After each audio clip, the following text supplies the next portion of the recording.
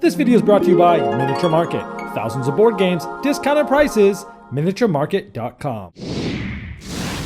Hello my friends, it's the Game Boy Geek here. Today it's all about forging keys, because if you're the first one to make that third key, you're going to win the game, but you're going to be forging it, and you're going to be doing this by gaining Aember as a resource and trying to spend those to make those keys. Today we're taking a look at Keyforge. This was a huge announcement at Gencon. This is a Richard Garfield design where every single deck has 37 cards, I believe, and each deck is completely different with its own unique name and uses 3 of the 7 possible houses or factions in the game. Mind-blowing how they did this, how many different decks there are. It's quite staggering. So I got a chance to get my hands on 2 decks, unique decks, and I'm going to show you a little bit how the game works, and I'll see you on the other side.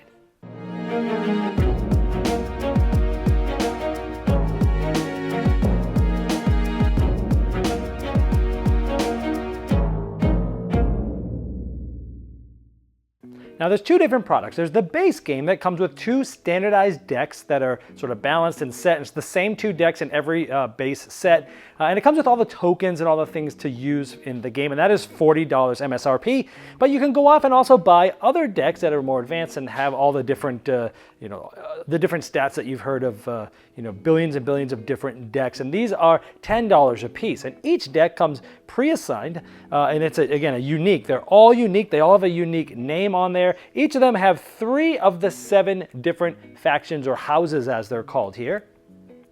And on the back of the main card, it will actually show you all of the cards you have, the numbers of them, the names of them, and whether they're rare or common, things like that. So each of the factions appear to have the even amount, so about 12 for each faction. And from what I've read, I heard there's 360 total different cards in the game that are coming out off the bat. So that would be, there's probably about 50 different cards for each faction. And going through these, you'll see that there's probably anywhere between like 10 and 12 different cards of each faction, because there's some repeats that happen to be in these decks. So it looks like if you buy this deck, you look at these, you're probably only seeing 1/5 of the amount of cards that's actually there. That's if the numbers I've read about are right. 360 total cards, 7 different houses.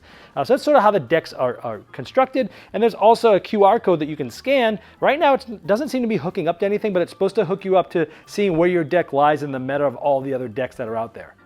Now I only have these 2 decks. I do not have the base game. I don't think it was available for press at Gen Con. Now so I don't have all the tokens and things, so I'm going to be using some just generic tokens and such. But the object of the game is to forge 3 keys, and the keys will look like this, and once you're forged, they flip over and they look all pretty.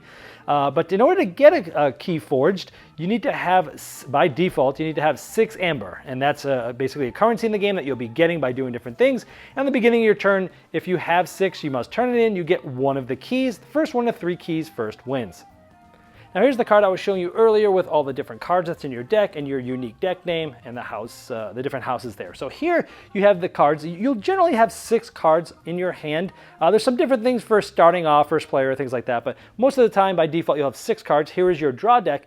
And on your turn, again, what you're trying to do is forge those keys. If at the beginning of your turn you have 6 Aember on your identity card, these would be the Aember tokens, but again, I don't have the base game. So if at the beginning of your turn you have 6 of these, you must turn them in, and then you'd forge a key. First to 3 keys wins.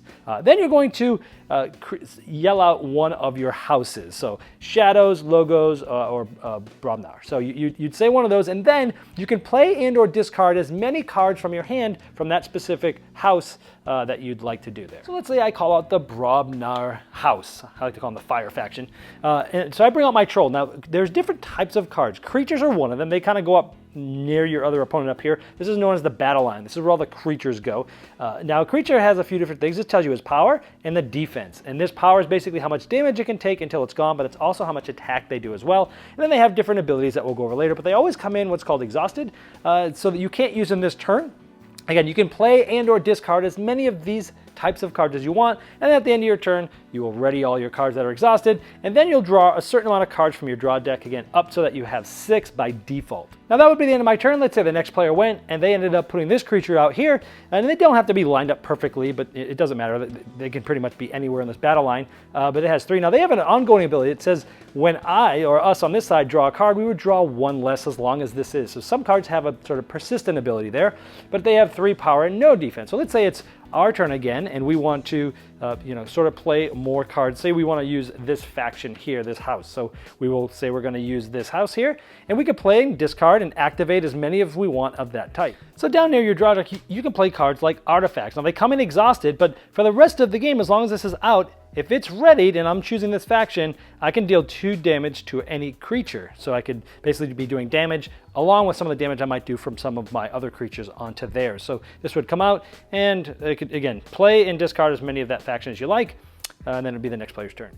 Now on your turn, if you activate a specific house, you can use this creature to reap, and this is one of the main ways to get Aember in the game. So you would essentially, exhaust it, and then you would get 1 Aember for that creature, and you would put it on your identity card where you'd start getting a bunch of Aember. Now again, you could do that if I had multiple creatures of this type. I could reap with a bunch of them and get a lot of those Aember resources.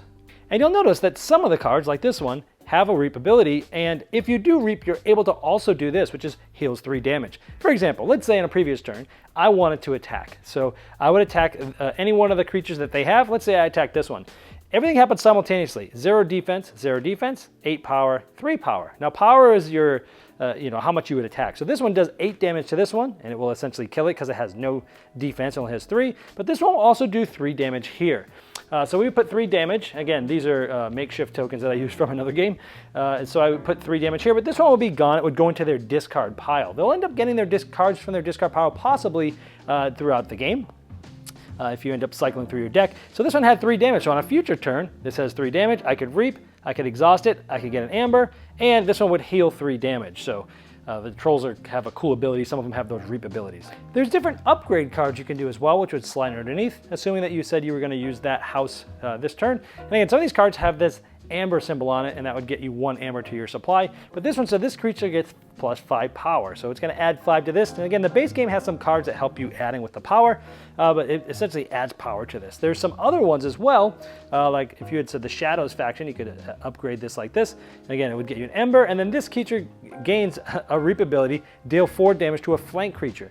And a flank creature is, if the opponent has creatures like this one is the left flank, this one is their right flank, and you could deal damage to one of those. Now, if an opponent loses a creature because you've damaged it, and it goes out of play, it goes back on the discard pile, these all slide in. So who's on the flank can kind of change as the game goes on.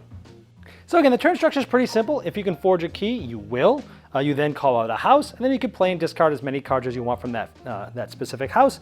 And then you'll re-ready everybody, and then you'll draw up to 6 cards by default, and that's the next player's turn. So let me go through some of the cards that were my favorite from this specific deck that I had here. Like this one's a creature. You gain 1 Aember for each key that your opponent has forged. So you want to play that late in the game when they've already forged 2, and you'll be able to gain 2 Aember for yourself. This one is, as you play it, you deal 2 damage to each of those your opponent's creatures, and it gets you an Aember. That can be pretty good. The Urchin is elusive. The first time this creature is attacked, nothing happens, but you get to steal one as it's played. It's a pain in the butt, these Urchins.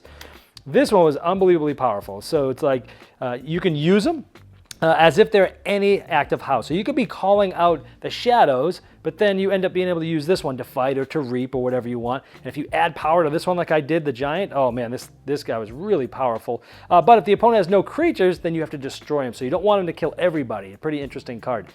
This one is, for the remainder of the turn, you gain 1 Aember each time a friendly creature fights. So if you can get a bunch of these guys out there that are creatures, all of them fight, and then you'll gain a bunch of Aember. So that's a cool little combo there. This one was really cool. You can deal 3 damage to a flank creature, then 2 to its neighbor, and then deal 1 to a second creature other than the other neighbor. So really cool. This one worked out really well for me. This one's steal 1, and then if you do, you do 2 damage to a creature. Nice, these shadow guys are my favorite. While this type mechanics on a flank, each key costs 1 less. So you're able to put this on the end and keep them there on a flank. It only costs 5 to get a key. It's pretty cool. Routine job. This was awesome. So you play, and then as you play it, you steal 1 from the other player, and then you can steal 1 for each copy of this in your discard pile. I had 2 of these in my deck, so I played 1 early, stole 1 from them, and then this one, I basically, was able to put this in the discard pile, and then pull another one out later and steal 1, and then an additional 1 because I'd already stolen 1 earlier. So routine job was pretty cool. This one, I played this at a very interesting time. where I had just finished a key and they had like 5. And I was able to finish my key, get rid of all mine, play this on the next turn, and they were about to get a key their next turn, and I made them eliminate. I played it right at the perfect time. It was really fulfilling. This one here, destroy each undamaged creature. So they have a bunch of they just put out a bunch of creatures, boom, they're all gone. But you gain 3 chains. So let's talk a little bit about chains. So again, I don't have the base game, so here's what the chain meter sort of looks like. Each player gets one. You start without any chains, and then, but in this case, we would have gained 3 chains. So you would have put this on 3, and you'll see that anywhere on this bottom row between 1 and 6, if you look to the right, it says -1. Normally, you're going to draw up to 6 cards, so make sure that you have 6 at the beginning of your turn by default, where if you're in that first row, you're going to draw 1 less, so 5. And as you get more chains, it's harder for you to get the cards you need because you're drawing less. You can also use chains for balancing the game. If you have it says if you have a deck that you think is more powerful, if one deck has beat another deck 3 times in a row, you start it with 4 chains. And then for every set of 3 games that either player wins in a row, that chain moves more or less to help balance the game. You can also use it to sort of bid for chaining. If you're playing with someone that has a known deck and then there's an unknown deck you just bought, you can sort of bid to see who wants to play that for how many chains. Pretty interesting the way to balance the game. Now this card's cool. It allows you to archive 2 cards from your hand. You put them in an archive, and there's some other cards like this creature that as you reap, you get to archive a card and pull a card out of those archives. So let's look at the other deck. All right, so in this deck here, this card, your opponent cannot play more than 2 cards. That was a cool little thing. After you play another Mars creature, fully heal this. So you could bring them out, then bring out another creature and heal this one so it sticks around for a while. You could deal 3 to each creature. That one's really powerful. It's just an action card, sort of a one-time thing. Gateway to Disc. These cards were a pain in the butt. You basically destroy each creature, but you gain 3 of those chains we talked about. This was played against me when I had like 5 creatures out. It just destroyed all of them. It was really powerful. Here you get to heal 1 damage for each creature, and you gain 1 for each creature healed this way. So you're kind of giving up something, but you're getting a bunch of, you're getting a bunch of Aember for that. Taunt. This one was really hard. So this person basically protects its neighbors to the left and right that you cannot attack by fighting them with other creatures, but you can hit them with damage through other cards and things like that. But this was a cool little card that they had. Terror, you play if your opponent has no Aember, you gain 2. That was cool to play right after they got a key made. Use a friendly non-sanctum creature. So basically, you could use this. You could reap, get an Aember, and then you could use another non-friendly creature. That was a cool one there. Reveal a number of Mars cards from your hand. Each card allows you to draw a card. So that's kind of cool. Just reveal them and show them that. Now your opponent cannot play more than 2 cards each turn. This is this creature's there. It's kind of a pain in the butt while it's there. And Key to Disc. There's another couple of cards that do similar things in this deck to this, and it was a pain in the butt. It's an artifact, so it comes out like this, and then once it's ready, Omni means it can be used even if that player didn't use this house. But it allows you to sacrifice this, which goes to your discard pile, and destroy each creature. This was also used when I had a bunch of creatures out. I was about to reap a bunch and get a key. Used this really well. So those are some of the fun cards that we played in these 2 very unique decks. All right, well, there's Keyforge. Obviously, jaw-dropping, just the stats of what this thing is, the unique decks and names. It's just so cool. You open up a deck, it's got 3 houses, it's got a bunch of different cards, 36 different cards there that you're using. They all have an original name on there. I've read a couple of different things of how many different decks there can be. I heard billions of billions.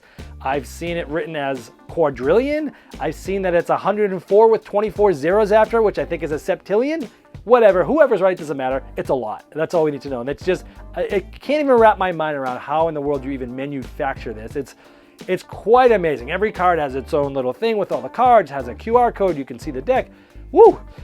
Each of them, so I think I read that there was 360 unique cards. And if there's 7 houses, that's approximately 50 cards in each house. Now, each deck comes with 12 cards of each of the 3 houses. So, if each deck has 10 or 11 different unique cards of each of the 3 factions or houses, that means that you're only seeing 1/5 of a faction if you just buy one deck, and that's like, whoa! The replay, all the different cards here is just this. The pure numbers of this is mind-boggling. I like that it lets you grab a deck and just play it and compete And you don't have to buy singles. You don't have to learn strategies and hear what everyone else is doing and follow what other people are doing. You have your own deck that no one else can tell you how to play, and you got to figure out the best strategy for it. And you don't have to worry about running around chasing singles. And I think that is a really cool idea because I like the aspect of playing, collectible style card games. I played Magic in college. Last couple of years I've gotten into Star Wars Destiny, and I love that play, but I also don't necessarily like going after cards and building my own decks. I actually rather have set decks like this. So this actually caters more to me. I like that you're trying to find maybe some houses for your play style. For example, my deck here had one of the 3 houses was the Shadow style. They do a lot of stealing, a lot of mean things, and I like to do those type of things in games. And so it's fun. I'm gonna find this, you're gonna play some decks, you'll play your friends' decks, you'll play these, hopefully you'll get a chance to play all the houses and you're like, oh, here's the 3 that I really love. These are my play styles that I like. Let me see if I can find a deck that has that, I just think it's kind of cool that you can kind of figure out which one you want to do and just play with that deck and not worry about buying anymore and things like that. Finding good combos within your deck is fun. Waiting for the right time to play cards that combos with this, that combos with this. And again, since your deck's unique, you're finding this, and I think that's really cool. It gives you time to learn your deck. Too often we get a deck, we're always looking at the next card. What are we going to buy? What's the next thing? When's an expansion coming? Next. And I think this is cool that you could just get a deck that you like and just play. We can get back to just playing. I think that's a really cool thing. Now the play itself is really cool. You've got the creatures, you've got upgrades, you've got artifacts, you've got actions, you've got archives, and all different types of cards that all do different things. And the game's pretty simple from a turn structure. You're calling out a house, you're possibly forging a key, calling out a house, discarding or playing as many of those cards, all different types of cards, and then you're just kind of readying and drawing cards. It's really easy flow-wise, but there's a lot of different things you can do, lots of different terms and things. It's really interesting. I like as the game's kind of going on, you get towards the end there, you can sort of discard a bunch of cards on purpose to recycle your deck, trying to get the really powerful card that that's in there, so you can sort of time it and change things like that. I thought that was cool.